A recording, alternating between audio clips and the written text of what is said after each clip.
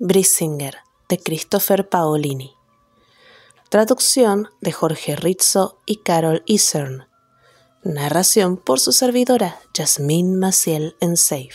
Corazones de melón. Compartan, suscríbanse, denle like. Caminando solo. El estómago le rugía. Estaba boca arriba, con las piernas dobladas, estirando los muslos después de una carrera más prolongada y con más peso que nunca, cuando oyó aquel sonoro murmullo líquido que le surgía de las entrañas.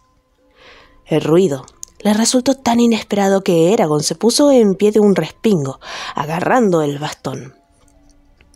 El viento silbaba por el terreno yermo. El sol se había puesto y en su ausencia todo se cubrió de azul y púrpura. Nada se movió, salvo las briznas de hierba que se agitaban y Sloan, cuyos dedos se abrían y cerraban lentamente en respuesta a alguna visión que tenía en sueños. Un frío penetrante anunció la llegada de la noche. Eragon se relajó y se permitió una breve sonrisa. Su tranquilidad enseguida desapareció, cuando cayó en la cuenta del origen de su malestar. Luchar contra los Razak, formular tantos hechizos y cargar con Sloan sobre los hombros durante la mayor parte del día le había dejado tan hambriento que se imaginó que, si pudiera retroceder en el tiempo, se podría comer el festín entero que habían cocinado los enanos en su honor durante su visita a Tarnag. El recuerdo del aroma del nagra asado, el jabalí gigante, caliente, penetrante, sazonado con miel y especias y chorreante de grasa, bastó para que la boca se le hiciera agua. El problema era que no llevaba provisiones. Encontrar agua sería bastante fácil. Podía extraer la humedad del terreno cuando quisiera, pero encontrar comida en aquel desolado lugar no solo resultaba mucho más difícil, sino que le planteaba un dilema moral que querría evitar. Oromis había dedicado muchas de sus lecciones a los diversos climas y regiones geográficas que existían en Alageisha. Así que, cuando Eragon abandonó el campamento para explorar los alrededores, pudo identificar la mayoría de las plantas que encontró. Había pocas que fueran comestibles, y de ellas ninguna era lo suficientemente grande o abundante como para poder elaborar una comida para 2 hombres adultos en un tiempo razonable. Seguro que los animales del lugar habrían almacenado reservas de semillas y frutas, pero no tenía ni idea de dónde empezar la búsqueda. Por otra parte, tampoco pensaba que un ratón del desierto hubiera podido almacenar más que unos puñados de comida. Aquello le dejaba 2 opciones, y ninguna de las 2 le seducía. Podía, como había hecho antes, extraer la energía de las plantas e insectos de los alrededores. El precio sería dejar un rastro de muerte en la tierra, un páramo en el que no quedaría vida, ni siquiera minúsculos organismos en la tierra. Y aunque aquello pudiera servirles para sobrevivir a él y a Sloan, las transfusiones de energía distaban mucho de resultar satisfactorias, ya que no llenaban el estómago. O podía cazar. Eragon frunció el ceño y clavó la punta del bastón en el suelo. Después de haber compartido los pensamientos y los deseos de tantos animales, le repugnaba pensar siquiera en comerse uno.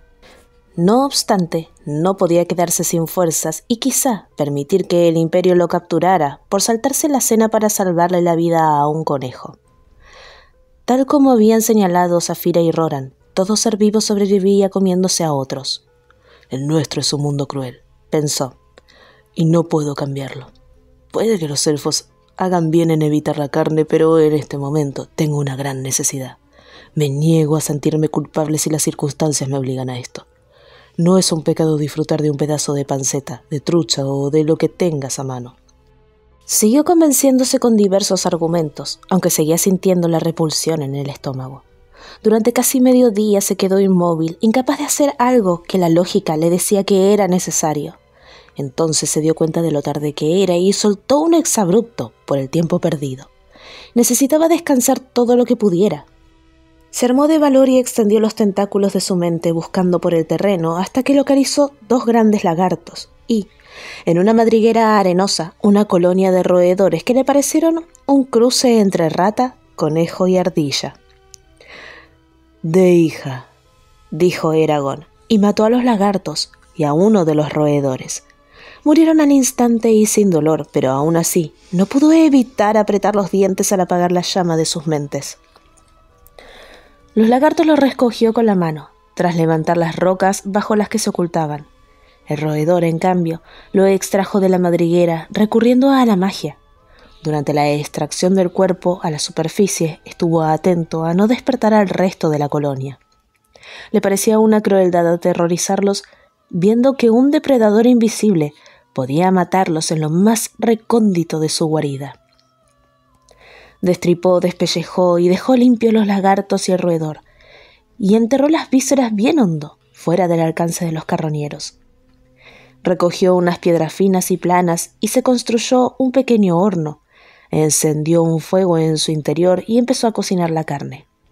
Sin sal no podía sazonar correctamente ningún alimento, pero algunas de las plantas del lugar emitían un aroma agradable al aplastarlas entre los dedos, así que las usó para frotar la carne y rellenar los cuerpos. El roedor estuvo listo antes, al ser más pequeño que los lagartos. Eragon lo extrajo del improvisado horno y sostuvo la carne frente a la boca. Hizo una mueca y se habría quedado allí, inmovilizado por el asco, si no fuera porque tenía que seguir atendiendo al fuego y a los lagartos.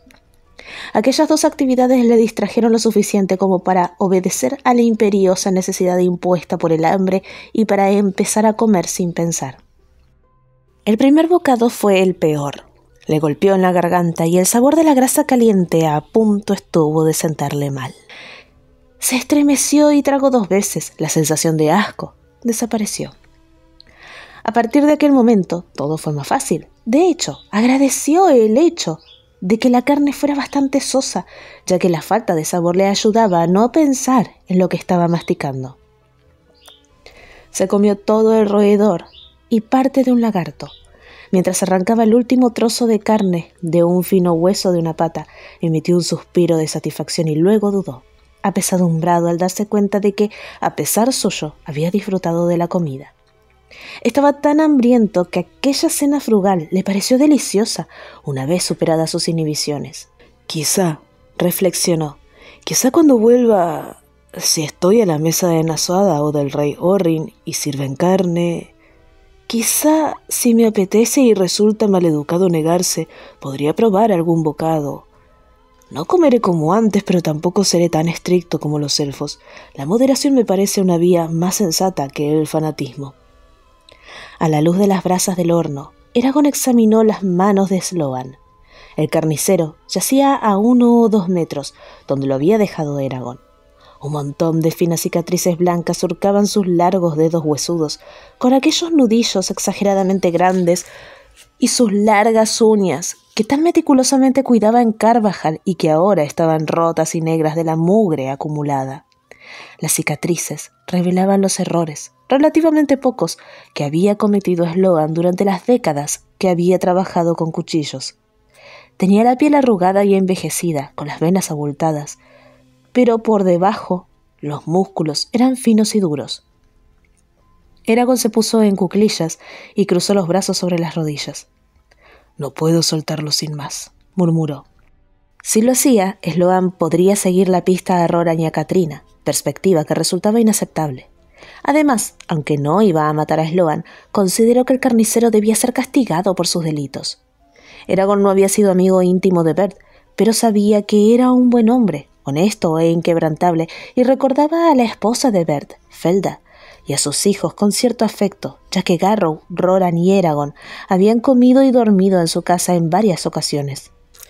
Su muerte le había afectado por su especial crueldad y sentía que la familia del guardia merecía justicia, aunque nunca lo llegaran a saber. No obstante, ¿qué castigo sería el indicado? Me he negado a hacer de verdugo y ahora me erijo en juez. ¿Qué sé yo de la ley? Se puso en pie, se acercó a Sloan y se inclinó hacia su oreja. Vagna. Sloan se despertó con un respingo, tanteando el suelo con sus nudosas manos. Agitó lo que le quedaba de párpados instintivamente, intentando levantarlos para mirar a su alrededor, pero seguía atrapado en su propia noche eterna. «Toma, come esto», le dijo Eragon, acercándole la mitad restante del lagarto al carnicero, que, aunque no podía verlo, sin duda debía de oler el alimento. ¿Dónde estoy?, preguntó Sloan. Con manos temblorosas empezó a explorar las rocas y las plantas que tenía delante. Se tocó las muñecas y tobillos magullados. Parecía confuso al notar que las argollas habían desaparecido. Los elfos y también los jinetes en otro tiempo llamaban a este lugar Mirnador. Los enanos lo llamaban Wergaden y los humanos el Monte Gris. Si eso no responde a tu pregunta, quizás quieras saber que estamos a unas cuantas leguas al sudeste de Helgrin, donde estabas preso. Sloan movió los labios articulando la palabra Helgrin. ¿Me has rescatado? Sí. Y... deja de preguntar. Primero cómete esto, respondió Eragon con dureza. Aquello tuvo un efecto fulminante sobre el carnicero. Sloan se acercó arrastrándose y buscó el lagarto con los dedos. Eragon se lo entregó. Se retiró a su sitio junto al horno de piedra y echó unos puñados de tierra sobre las brasas, apagándolas, para que su brillo no revelara su presencia en el improbable caso de que hubiera alguien más por los alrededores. Tras pasar la lengua tímidamente sobre la pieza para saber qué era lo que le había dado Eragon, Sloan clavó los dientes en el lagarto y arrancó un grueso mordisco de la carcasa.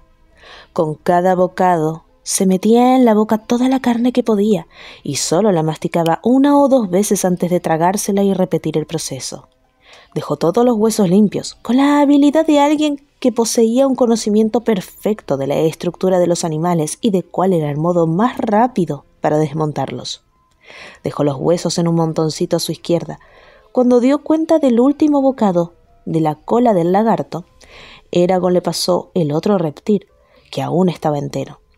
Sloan murmuró un agradecimiento y siguió comiendo con fruición, sin preocuparse de limpiarse la grasa de la boca y la barbilla.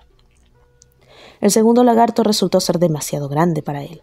Se detuvo en la penúltima costilla y dejó lo que quedaba del animal sobre la pila de huesos.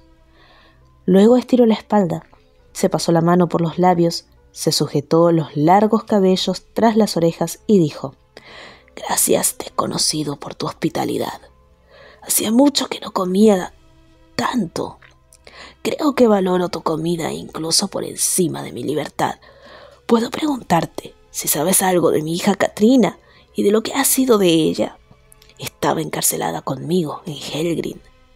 Su voz contenía una compleja combinación de emociones: respeto, miedo y sumisión ante la presencia de una autoridad desconocida, esperanza e inquietud por el destino de su hija y una determinación tan inamovible como las cimas de las vertebradas. El único matiz que esperaba oír Eragon y que no detectó fue el desprecio socarrón con que solía hablarle Sloan cuando se encontraban en Carvajal. «Está con Roran». Sloan tragó saliva. «Roran. ¿Cómo has llegado hasta allí? ¿También lo han capturado los Razak o...?» «Los Razak y sus monturas están muertos». «¿Los has matado? ¿Cómo? ¿Quién?» Por un instante, Sloan se quedó bloqueado, como si le temblara todo el cuerpo, y entonces abrió la boca, aturdido, y dejó caer los hombros, sin fuerza. Se agarró a un arbusto en busca de sostén y sacudió la cabeza. No puede ser. Los Razak hablaban de esto. Me pedían respuestas que yo no tenía. Pero pensé... Es decir, ¿quién iba a decirlo? Se agitaba con tal violencia que Eragon temió que se pudiera hacer daño. Con un susurro jadeante, como si le acabaran de dar un puñetazo en la barriga, Sloan dijo: «No puede ser, Eragon». Eragon se sintió marcado, condenado por el destino, como si fuera el instrumento de aquellos 2 caciques implacables. Respondió en consecuencia, pronunciando muy despacio cada palabra para que cayeran como martillazos y transmitieran todo el peso de su condición, su responsabilidad y su rabia. «Soy Eragon, pero no solo eso. Soy Argetlam, asesino de sombra y espada de fuego. Mi dragón se llama Zafira, también conocida como Bjark-Skular, o lengua de fuego.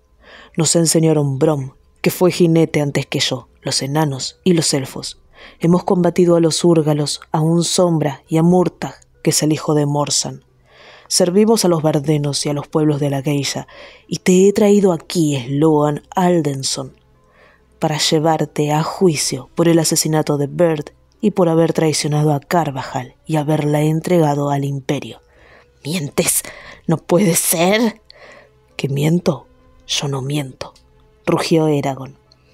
El chico expandió su mente y engulló la conciencia de Sloan en la suya, obligando al carnicero a aceptar los recuerdos que confirmaban la veracidad de sus afirmaciones. También quería que Sloan sintiera el poder que tenía y que se diera cuenta de que ya no era del todo humano. Y aunque le costara admitirlo, Eragon disfrutaba imponiendo su control sobre un hombre que le había creado tantos problemas y que le había atormentado tan a menudo con sus mofas, insultándoles a él y a su familia. Medio minuto más tarde se retiró. Sloan seguía temblando, pero no se hundió ni cayó rendido como Eragon pensó que sucedería, sino que adoptó una actitud fría y dura. —Al diablo contigo —dijo—, no tengo que darte explicaciones a ti, Eragon, hijo de nadie. Que te quede claro esto. Hice lo que hice por Caitlyn y nada más. Lo sé. Ese es el único motivo por el que aún sigues con vida. Haz lo que quieras conmigo, pues. No me importa, siempre que ella esté a salvo. Adelante. ¿Qué va a hacer? ¿Una paliza? ¿Una marca a fuego? Ya me han quitado los ojos, así que una de mis manos, o me abandonarás para que muera de hambre o para que vuelva a capturarme el Imperio. Aún no lo he decidido. Sloan asintió con un gesto seco y estiró los jirones de su ropa, cubriéndose las extremidades para protegerse del frío de la noche. Se sentó con precisión militar, como mirando con las cuencas vacías de los ojos hacia las sombras que rodeaban el campamento. No suplicó, no pidió compasión, no negó sus actos ni intentó aplacar a Eragon, no hizo otra cosa que permanecer sentado y esperar, protegido tras aquella estoica demostración de fuerza interior. Su coraje impresionó a Eragon. El oscuro panorama que los rodeaba le parecía a Eragon de una inmensidad inimaginable, y sintió como si todo aquello convergiera hacia él, lo que hacía que la decisión que se le planteaba resultara aún más angustiosa. Mi veredicto marcará el resto de su vida, pensó. Por un momento abandonó la cuestión del castigo y repasó lo que sabía de Sloan, el amor incondicional que sentía por Caitlyn, por obsesivo, egoísta e insano que fuera, aunque en otro tiempo hubiera sido puro, su odio y temor hacia las vertebradas, lugar que le recordaba el pesar de la muerte de su esposa Ysmira, que había fallecido al caerse por las cimas más altas, su distanciamiento de los familiares que le habían quedado, su orgullo por su trabajo, las historias que había oído Eragon sobre la infancia de Sloan y el conocimiento de primera mano que tenía el chico sobre la vida en Carvajal. Eragon reunió toda aquella colección de recuerdos dispersos y fragmentados y los fue combinando mentalmente, buscando establecer su significado, como si fueran piezas de un rompecabezas. Intentó encajarlos. No parecía que lo consiguiera, pero insistió y fue trazando gradualmente una miríada de conexiones entre los hechos y las emociones de la vida de Sloan, y desde ahí fue tejiendo una compleja red que representaba lo que era Sloan en realidad. Gracias a aquello, consiguió sentir cierta empatía hacia él. Aunque más que empatía sintió que comprendía a Sloan, que había aislado los elementos básicos de la personalidad del carnicero, las cosas que uno no puede eliminar sin cambiar irrevocablemente a la persona. Entonces se le ocurrieron 3 palabras en el idioma antiguo que parecían describir a Sloan, y sin pensarlo, Eragon las susurró. No era posible que el sonido hubiera llegado hasta él, pero el carnicero, con las manos sobre los muslos, se giró y adoptó una expresión de intranquilidad. Un frío hormigueo le recorrió el costado izquierdo, y mientras miraba a Sloan sintió que se le ponía la piel de gallina en piernas y brazos. Se planteó diversas explicaciones para la reacción de Sloan, a cada cual más elaborada, pero solo una parecía plausible, e incluso a aquella le sorprendió por improbable. Volvió a susurrar las 3 palabras. Al igual que antes, Sloan se movió, y Eragon le oyó murmurar: «Alguien caminando sobre mi tumba». Eragon soltó un soplido nervioso. Le costaba creérselo, pero su experimento no dejaba lugar a dudas. Casi por casualidad había descubierto el nombre real de Sloan. El descubrimiento le dejó asombrado. Saber el nombre real de alguien era una gran responsabilidad, puesto que proporcionaba un poder absoluto sobre aquella persona. Debido a los riesgos inherentes, los elfos raramente revelaban sus nombres auténticos y cuando lo hacían era solo a alguien en quien confiaran sin reservas. Era la primera vez que Eragon sabía el nombre real de alguien. Siempre había pensado que si llegaba la ocasión sería como un regalo por parte de alguien a quien tuviera un gran afecto. Descubrir el nombre real de Sloan sin su consentimiento suponía un giro en los acontecimientos para el que no estaba preparado y que no estaba seguro de saber gestionar. Se dio cuenta de que para descubrir el nombre real de Sloan debía de haber llegado a comprender al carnicero mejor que a sí mismo, puesto que no tenía la más mínima idea de cuál era el suyo. Darse cuenta de aquello le resultaba incómodo. Sospechaba que, dada la naturaleza de sus enemigos, desconocer parte de sí mismo podía llegar a suponer un riesgo mortal. Inmediatamente se juró dedicar más tiempo a la introspección y a descubrir su nombre real. A lo mejor Oromis y Glider podrían decirme cuál es, pensó. Pese a las dudas y a la confusión que le provocó el nombre real de Sloan, también le dio alguna pista sobre cómo tratar al carnicero. Pero incluso con aquel concepto básico de partida, le llevó otros 10 minutos trazar el resto de su plan y asegurarse de que funcionaría tal y como él quería. Sloan giró la cabeza en dirección a Eragon cuando éste se levantó y, alejándose del campamento, empezó a caminar bajo la luz de las estrellas. ¿A dónde vas?, preguntó Sloan. Eragon no respondió. Paseó por el terreno hasta que encontró una roca baja y ancha, cubierta de manchas de líquenes y con un hueco cóncavo en el centro. Adurna Risa, dijo. Por toda la roca fueron apareciendo minúsculas gotitas de agua que ascendían desde el suelo y que se condensaron en unos chorros plateados homogéneos que superaron el borde de la roca hasta llegar al hueco. Cuando el agua empezaba a rebosar y a caer de nuevo a la tierra, volvía a quedar atrapada por el hechizo. Eragon liberó el flujo mágico y detuvo el ciclo. Esperó hasta que la superficie del agua quedó perfectamente inmóvil y se convirtió en un espejo. Se colocó ante lo que parecía un cuenco lleno de estrellas.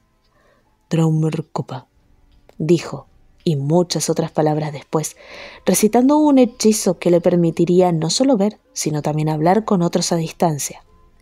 Oromis le había enseñado aquella variación de la visualización 2 días antes de que Zafira y él partieran de Ilsmira en dirección a Surda. El agua se volvió completamente negra, como si alguien hubiera apagado las estrellas como velas. Un momento después, en medio del agua apareció un óvalo de luz. Eragon contempló el interior de una gran tienda blanca iluminada por la luz fría de un erisdar rojo, una de las luces mágicas de los elfos. En condiciones normales, Eragon sería incapaz de comunicarse con una persona o un lugar que no hubiera visto antes, pero el cristal mágico de los elfos estaba encantado de modo que transmitiera una imagen de aquel entorno a cualquiera que contactara con él. A su vez, el hechizo de Eragon proyectaría una imagen de sí mismo y de su entorno a cualquiera que contactara con el cristal. Aquello permitía que 2 extraños contactaran entre sí desde cualquier lugar del mundo, algo que resultaba de un valor inestimable en tiempos de guerra. Un elfo alto con el pelo plateado y una armadura abollada entró en el campo de visión de Eragon, que reconoció al noble Datodor, asesor de la reina Islansadí y amigo de Arya. Si a Datodor le producía alguna sorpresa ver a Eragon, no lo demostró. Inclinó la cabeza, se llevó los 2 primeros dedos de la mano derecha a los labios y con su voz musical dijo: «Atrae Eternio no Delduin, Eragon Shurdugal». Cambiando de patrón mental para conversar en el idioma antiguo, Eragon le devolvió el saludo con los dedos y respondió: «Atradue Varinia o no Barda, Datodor Boder». «Me alegro de que estés bien, asesino de sombra», dijo Datodor, siempre en su lengua. «Ariadrut Ningu nos informó de tu misión hace unos días y estábamos muy preocupados por ti y por Zafira. Confío en que todo haya ido bien». «Sí, pero me he encontrado con un problema inesperado y, si pudiera, querría consultar a la reina Islansadí y recurrir a su sabiduría para resolver el asunto». Los ojos felinos de Datodor se entrecerraron casi del todo, convirtiéndose en 2 ranuras inclinadas que le daban una expresión fiera e inescrutable. Sé que no lo preguntaría si no fuera algo importante, Eragon Bodr, pero ten cuidado. Un arco tenso puede tanto quebrarse y herir al arquero como disparar la flecha. Ten la cortesía de esperar y preguntaré por la reina. Esperaré. Te estoy muy agradecido por tu ayuda, Dadader Bodr. El elfo se apartó del cristal. Eragon hizo una mueca. Le cansaba la formalidad de los elfos, pero sobre todo odiaba tener que interpretar siempre sus enigmáticas declaraciones. ¿Me estaba advirtiendo de que consultar a la reina puede resultar peligroso o de que Islansadí es un arco tenso a punto de quebrarse? ¿O quería decir algo completamente diferente? Eragon pensó que por lo menos podía contactar con los elfos. Los guardas de los elfos impedían cualquier intromisión en Dúnedain mediante magia, incluidas las visualizaciones. Mientras los elfos permanecieran en sus ciudades, solo se podía comunicar con ellos enviándoles mensajes por el bosque. Pero ahora que los elfos se habían trasladado y que habían abandonado las sombras de sus pinos de agujas negras, sus grandes hechizos ya no los protegían y se podían usar ingenios como el cristal de visualización. El nerviosismo de Eragon fue en aumento cuando pasó el primer minuto y luego el segundo. «Venga», murmuró. Echó un vistazo rápido a su alrededor para asegurarse de que no se le acercaba ninguna persona o animal y volvió a mirar al cuenco de agua. Con un sonido parecido al de la tela al rasgarse, la lona de entrada de la tienda se abrió y la reina Islansadí avanzó hacia el cristal.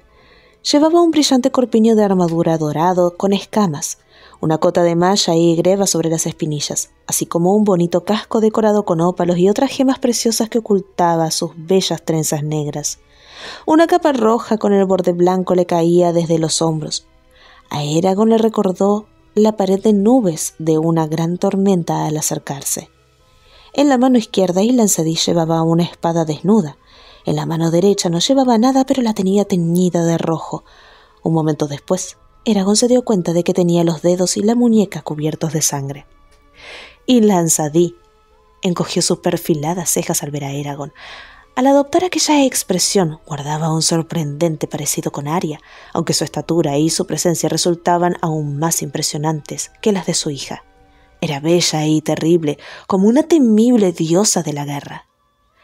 Eragon se tocó los labios con los dedos, luego giró la mano derecha sobre el pecho en el gesto elfo de lealtad y respeto y recitó la primera frase de su saludo tradicional, abriendo el diálogo como correspondía al que se dirigía a alguien de rango superior. Islansadí dio la respuesta de rigor, y en un intento por granjearse su simpatía y demostrar su conocimiento de las tradiciones de los elfos, Eragon concluyó con la tercera frase de saludo, en realidad innecesaria. «Y que la paz viva en su corazón». La expresión adusta de Islansadí disminuyó en cierta medida y esbozó una leve sonrisa como reconocimiento a su deferencia. «Y en el tuyo también, asesino de sombra». Su voz rica y suave contenía el susurro de las agujas de pino, el gorjeo de los arroyos y el sonido de la música de las flautas de juncos. Envainó la espada y cruzó la tienda hasta la mesa plegable y se apartó un poco para lavarse la sangre de la piel con agua de un cántaro. Hoy en día es difícil vivir en paz, me temo. La lucha es dura, Su Majestad. Pronto lo será. Mi gente se está concentrando por el extremo oeste de Dúnedain, donde podemos prepararnos para matar o morir, cerca de los árboles que tanto amamos.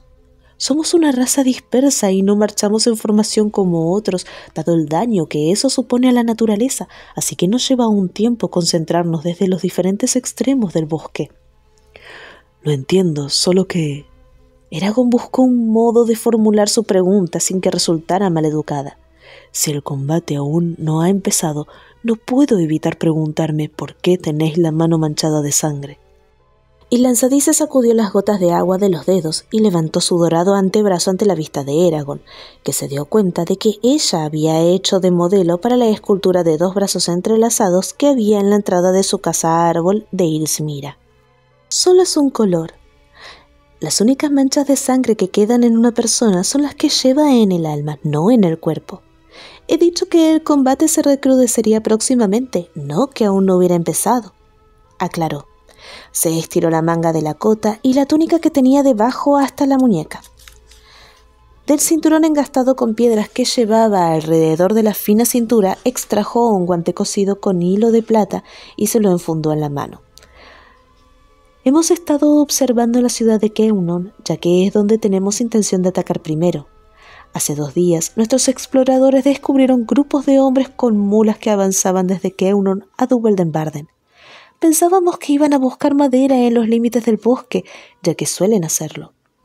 Es una práctica que toleramos puesto que los humanos necesitan madera y los árboles de los márgenes son jóvenes y prácticamente quedan lejos de nuestro control. Además, hasta ahora no queríamos exponernos, pero la expedición no se detuvo en los límites del bosque. Se adentraron en Dubeldenbarden siguiendo pistas de caza que evidentemente les eran familiares. Buscaban los árboles más altos y gruesos, árboles antiguos como la propia lagueilla, árboles que ya eran antiguos y enormes cuando los enanos descubrieron Fardendur. Cuando los encontraron, empezaron a cerrarlos. La voz de Islanzadí estaba llena de rabia. Por sus comentarios supimos para qué estaban allí. Galbatorix quería los mayores árboles que pudieran encontrar para reemplazar las catapultas y arietes que habían perdido durante la batalla de los Llanos Ardientes. Si su motivo hubiera sido puro y honesto, podríamos haber permitido la tala de uno de los soberanos de nuestro bosque, quizá incluso de 2, pero no de 28. Eragon sintió un escalofrío. «¿Qué hicisteis?», preguntó, aunque ya sospechaba la respuesta. Islanzadí levantó la barbilla y su expresión se endureció. «Yo estaba presente, con 2 de nuestros exploradores. Juntos corregimos el error de los humanos.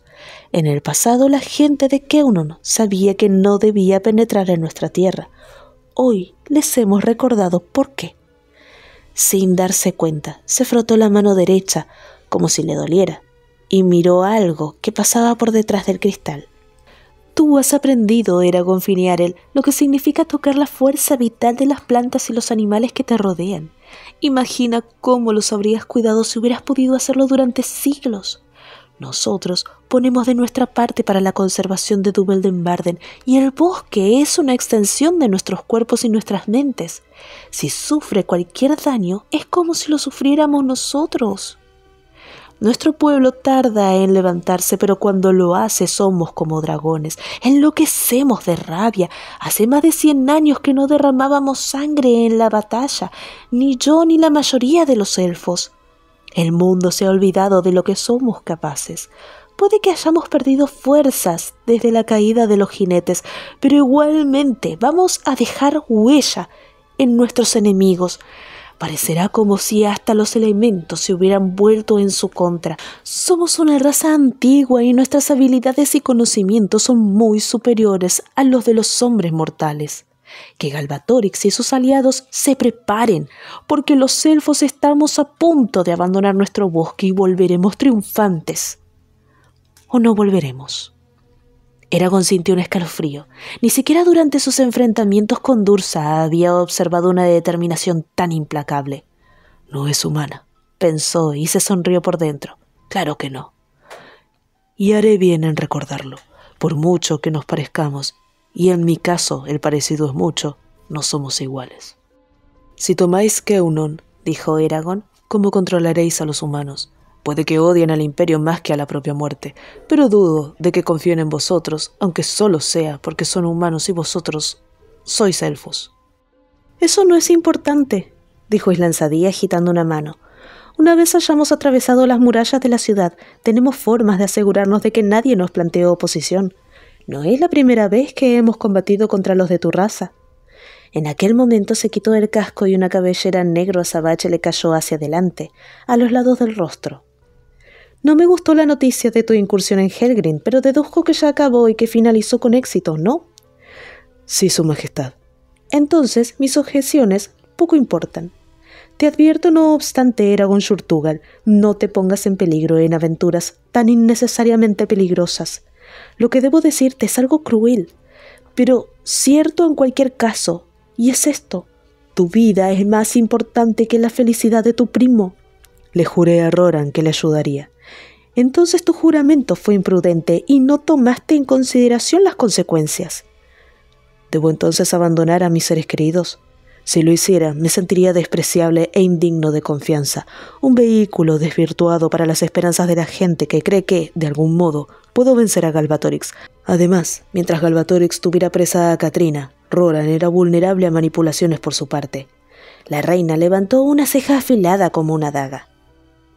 Es un punto vulnerable que Galbatorix no podría aprovechar si hubieras enseñado a Roran ciertos juramentos en este idioma, el de la magia. Yo no te aconsejo que te aísles de los amigos o de la familia, eso sería una locura, pero ten bien presente lo que está en juego. La integridad de Alageisha. Si ahora fracasamos, la tiranía de Galbatorix se extenderá sobre todas las razas y su reino no tendrá fin. Tú eres la punta de lanza de nuestras fuerzas y si la punta se rompe y se pierde, nuestra lanza rebotará en la armadura del enemigo y también estaremos perdidos nosotros. Una capa de líquenes se desprendió bajo los dedos de Eragon al presionar contra el borde de la roca en un deseo reprimido por hacer una observación impertinente sobre el hecho de que cualquier guerrero bien equipado debería contar con una espada u otra arma en la que apoyarse, además de su lanza. Estaba decepcionado por la dirección que había tomado el diálogo y deseoso de cambiar de tema lo más rápidamente posible.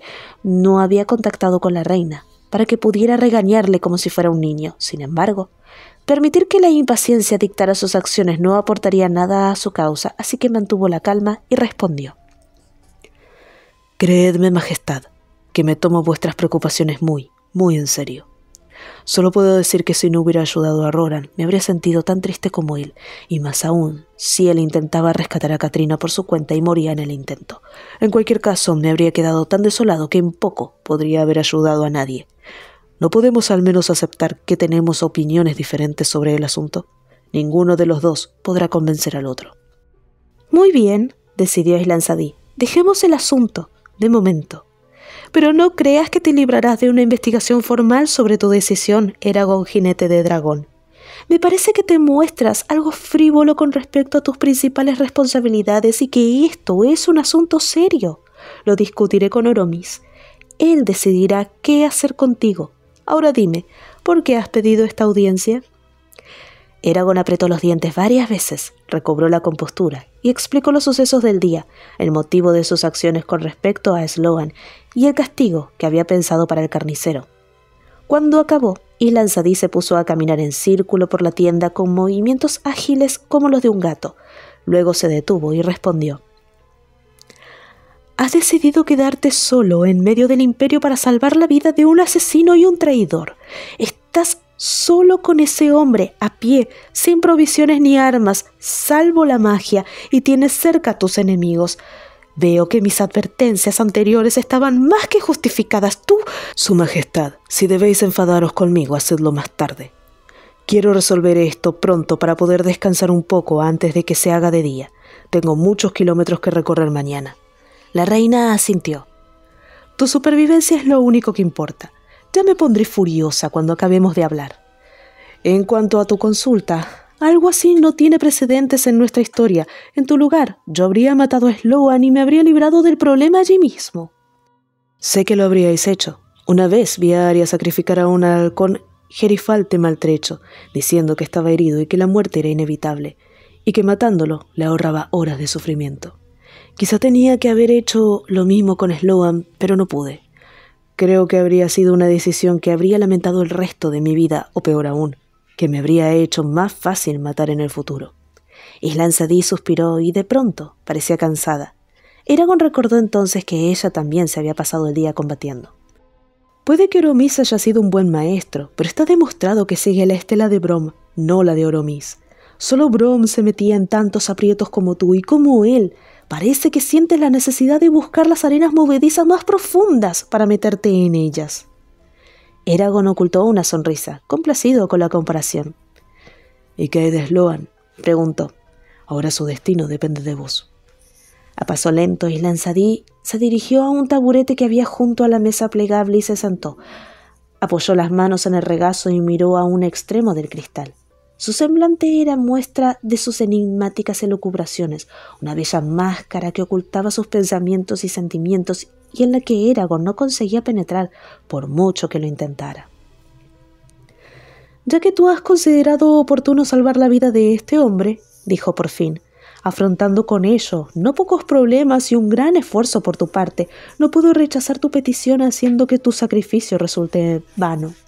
Si Sloan sobrevive a la dura travesía que se presenta ante vosotros, Gilderin el sabio le permitirá pasar y Sloan tendrá una habitación, una cama y alimento para comer. Mas no puedo prometer, puesto que lo que ocurra después dependerá del propio Sloan, pero si se cumplen las condiciones que has mencionado, entonces sí, podremos iluminar sus sombras. Gracias, Su Majestad. Sois extremadamente generosa. No, generosa no. Esta guerra no me permite ser generosa, sino únicamente práctica. Ve y haz lo que debas, y ten cuidado, Eragon, asesino de sombra. Sí, Su Majestad, añadió inclinándose. Si puedo pediros un último favor. ¿Os importaría no explicarles a Arya, a Nasuada, ni a ninguno de los verdenos mi situación actual? No quiero que se preocupen por mí más de lo necesario, y ya se enterarán muy pronto a través de Saphira. Consideraré tu petición. Eragon se quedó esperando, pero al ver que ella permanecía en silencio y que era evidente que no tenía intención de anunciar su decisión, hizo una segunda reverencia y dijo de nuevo: «Gracias». La brillante imagen de la superficie del agua tembló y luego desapareció en la oscuridad con el final del hechizo que había usado Eragon para crearla. Se echó atrás y levantó la vista a la multitud de estrellas, dejando que los ojos volvieran a adaptarse a la tenue luz parpadeante que arrojaban. Luego dejó la agrietada roca con la balsa de agua y desanduvo el camino a través de las hierbas y matojos hasta el campamento, donde Sloan permanecía sentado con la espalda erguida, rígido como el hierro colado. Eragon golpeó un guijarro con el pie y el ruido reveló su presencia a Sloan, que se giró inmediatamente, rápido como un pájaro. ¿Ya te has decidido?, preguntó Sloan. Sí, respondió Eragon.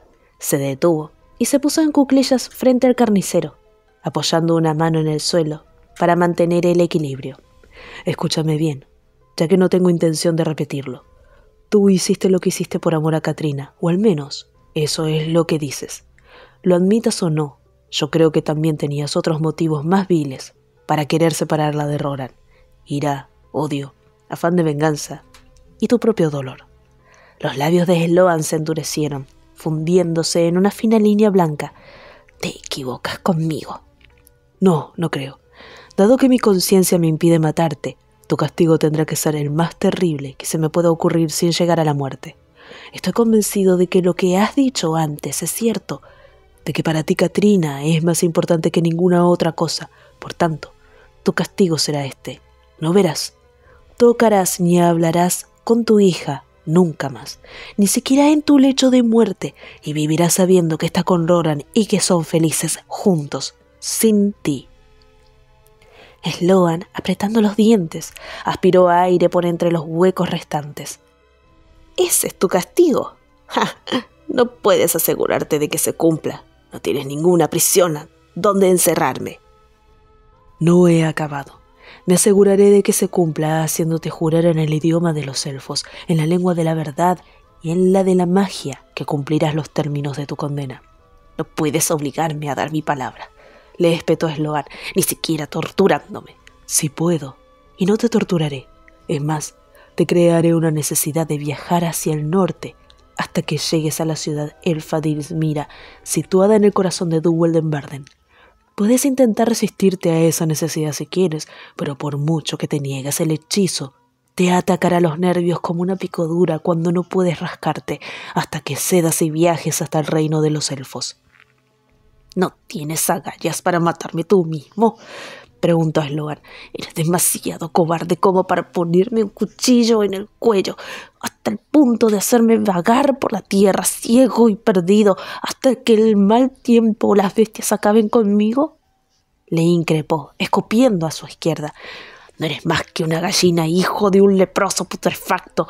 Eres un bastardo abandonado, un ceboso reconcomido por la rabia y cubierto de mierda, un asqueroso sapo tóxico, un alfénique llorica. No te daría mi último mendrugo ni que estuvieras muriéndote de hambre, ni una gota de agua si estuvieras muriendo de sed, ni la tumba de un mendigo si estuvieras muerto. Tienes puse en lugar de médula y hongos por cerebro esmirriado lamelculos. Ahí estaba. Eragon pensó que los obscenos improperios de Sloan tenían algo que impresionaba, pero su admiración no evitaba que sintiera deseo de estrangular al carnicero, o al menos de responderle del mismo modo. No obstante, lo que le hizo contenerse fue la sospecha de que Sloan estaba intentando deliberadamente enfurecerle y provocarle para que le atacara, proporcionándole una muerte tan rápida como inmerecida. «Puede que sea un bastardo», dijo Eragon, «pero no un asesino». Sloan aspiró profundamente, pero antes de que pudiera retomar su retahíla de insultos, Eragon prosiguió. «Allá donde vayas, no te faltará la comida ni te atacarán los animales salvajes. Lanzaré unos hechizos que te acompañarán y que harán que no te molesten ni hombres ni bestias, y que los animales te aporten sustento cuando lo necesites». «No puedes hacer eso», susurró Sloan. Incluso a la luz de las estrellas, Eragon pudo apreciar que su piel, ya de por sí pálida, adquiría una lividez aún mayor y lo dejaba blanco como la cal. «No cuentas con los medios necesarios, no tienes derecho». «Soy un jinete de dragón, tengo tanto derecho como un rey o una reina». Entonces Eragon, que no tenía ningún interés en seguir dándole lecciones, emitió el nombre real del carnicero con suficiente fuerza como para que él lo oyera. Una expresión de horror y revelación invadió el rostro de Sloan y echó los brazos al cielo aullando como si lo hubieran apuñalado. Cayó hacia adelante, sobre las manos. Se quedó así, sollozando, con el rostro oscurecido por la sucia mata de pelo. Eragon lo miró, traspuesto ante la reacción de Sloan. ¿Afectará a todo el mundo así el hecho de descubrir su nombre? ¿Me ocurrirá a mí también? Hizo de tripas corazón ante aquella imagen de desolación y se puso a hacer lo que le había anunciado. Repitió el nombre real de Sloan y, palabra por palabra, le fue enseñando al carnicero juramentos en el idioma antiguo que le aseguraran que Sloan no fuera al encuentro de Katrina nunca más. Sloan se resistió con sollozos y gemidos y apretando los dientes, pero por mucho que se opusiera, no tenía otra opción más que la de obedecer cada vez que Eragon invocaba su nombre real. Y cuando acabaron con los juramentos, Eragon lanzó los 5 conjuros que llevarían a Sloan hacia Irsmira, que le protegerían de cualquier violencia no provocada y que hechizarían a los pájaros, las bestias y los peces de los ríos y lagos para que le proporcionaran alimento. Eragon formuló los hechizos para que extrajeran la energía de Sloan y no de sí mismo. Para cuando completó su último hechizo, la medianoche era ya un vago recuerdo. Derrotado por el cansancio, se apoyó en el bastón de espino. Sloan yacía hecho un ovillo ante él. «Ya está», dijo Eragon. La figura que tenía a sus pies emitió un lamento confuso. Sonaba como si Sloan estuviera intentando decir algo. Con el ceño fruncido, Eragon se arrodilló a su lado. Sloan tenía las mejillas rojas y ensangrentadas de los arañazos que se había infligido con los dedos. La nariz le goteaba y por la comisura de la cuenca del ojo izquierdo, que era el menos mutilado de los dos, le asomaba alguna lágrima. La piedad y el sentido de culpa se apoderaron de Eragon. No le daba ningún placer ver a Sloan en aquel estado. Era un hombre destrozado, desprovisto de todo lo que valoraba en la vida, incluidas sus falsas ilusiones, y Eragon era el causante de su derrota. Al darse cuenta, se sintió sucio, como si hubiera hecho algo vergonzoso. «Era necesario», pensó, «pero nadie tendría que verse obligado a hacer lo que he hecho yo». Sloan emitió otro quejido y luego dijo: «Solo un trozo de cuerda. No quería. Ismira, no, por favor, no». Los lamentos del carnicero cesaron, y en el silencio que se produjo, Eragon posó la mano sobre el brazo de Sloan, que se quedó rígido ante el contacto. «Eragon», susurró, «Eragon, estoy ciego y tú me envías a caminar solo. No tengo nada ni a nadie. Me conozco y sé que no puedo soportarlo. Ayúdame, mátame y líbrame de esta agonía». Impulsivamente, Eragon le colocó el bastón de espino en la mano derecha y le dijo: «Toma mi bastón, él te guiará en tu viaje». «Mátame». Un grito desgarrado surgió de la garganta de Sloan, que empezó a revolverse de un lado al otro, golpeando el suelo con los puños. «Cruel, cruel es lo que eres», gritó, pero sus escasas fuerzas se agotaron y se recogió en un ovillo, aún más apretado entre jadeos y gimoteos. Agachándose a su lado, Eragon situó la boca junto al oído de Sloan y susurró: «No soy tan despiadado, así que te doy un motivo de esperanza. Si llegas a Izmira, encontrarás un hogar esperándote. Los elfos te cuidarán y te permitirán hacer lo que quieras el resto de tu vida, con una excepción. Una vez entres en Dubeldenbarden, no podrás salir. Sloan, escúchame. Cuando estuve entre los elfos aprendí que el nombre real de una persona muchas veces cambia a medida que envejece. ¿Entiendes lo que significa? No estás condenado a ser el mismo toda la eternidad. Un hombre puede forjarse una nueva identidad si lo desea». Sloan no respondió. Eragon dejó el bastón junto a Sloan y se fue al otro lado del campamento para tumbarse en el suelo. Con los ojos ya cerrados, murmuró un hechizo que lo despertara antes del amanecer y luego se sumió en el reconfortante abrazo de su reposo en vigilia. El monte gris estaba frío, oscuro e inhóspito. De pronto, sonó un leve zumbido en el interior de la mente de Eragon.